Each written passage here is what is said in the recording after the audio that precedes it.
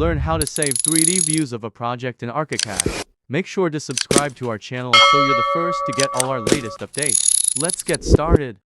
Okay, our tip of the week today is also a workflow category, and it's saving 3D views of a project.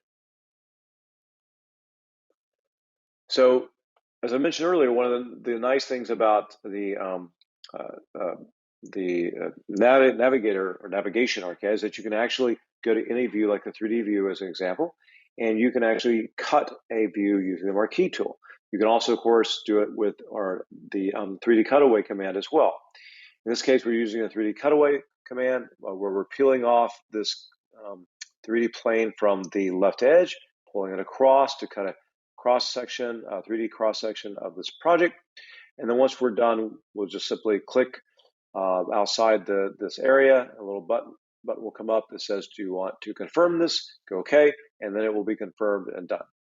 Once that's done, you can then save this view. To do that, you're simply going to go to creating a new folder. If you want a folder, create a new folder, call it 3D Views or 3D Views Cutaway, and then go to click Save the Current View by clicking the Save Current View button. That will bring up this dialog, and then of course you just go in and set this to whatever different types of options you want here, and then go ahead and go Create, and then it creates that view.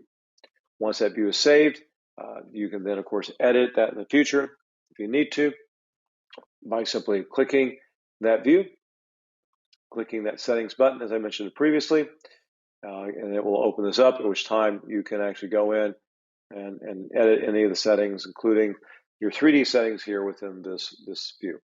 And once you're done with that, you click OK, and you've updated that 3D cutaway. And that is our tip of the week today.